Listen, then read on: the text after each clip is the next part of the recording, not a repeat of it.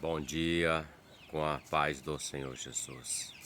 Gálatas capítulo 2, o verso 18 declara-se assim: Porque se torno a edificar aquilo que destruí, constitui-me transgressor.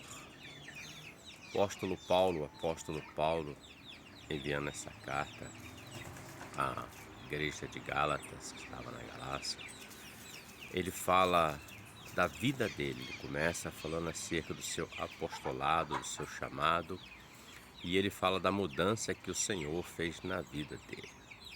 Tanto que os versos seguintes ele fala: porque não vivo mais eu, mas Cristo vive em mim. Mas esse verso 18 especificamente, Paulo está trazendo um grande ensinamento. Ele está dizendo: porque se eu torno a edificar aquilo que eu já destruí, ele vai se constituir de novo um transgressor, um pecador.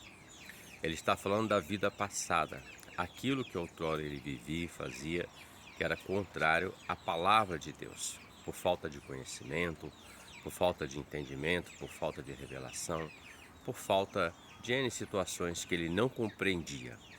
Então ele está dizendo: eu abandonei aquela vida passada, eu deixei aquilo, mas se eu trouxer aquilo de volta, eu vou me tornar de novo transgressor das mesmas coisas que outrora eu achava que poderia ser feito e eram corretas, e eu alcancei entendimento de que não eram.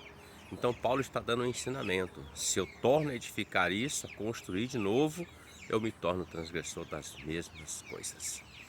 Muitas das vezes, diante das lutas e situações dessa vida, o homem, ele é alcançado pelo Senhor, mas as lutas vêm, as dificuldades, as necessidades, e tudo que ele quer é simplesmente, muitas das vezes, diante da luta que está diante dele, é voltar à vida passada. Às vezes ele pensa assim: antes era melhor, não tinha tanta luta, não tinha dificuldade. Antes eu não parecia tanta dificuldade, foi só vir para o Evangelho que começaram as lutas, dificuldades em minha vida. Mas é justamente isto, porque quando a luz vem, ele vai tirar as trevas da vida do homem, do caminho do homem, da vida que outrora ele vivia.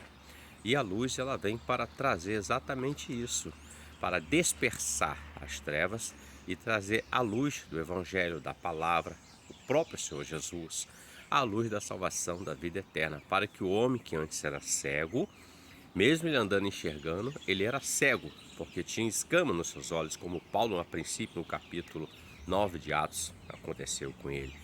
E ele passa a enxergar aquilo que é a soberana vontade de Deus. E muitas das vezes ele quer desistir, abandonar diante das lutas. Mas não é para desistir, é para resistir, porque se resistir ao diabo, ele fugirá de nós.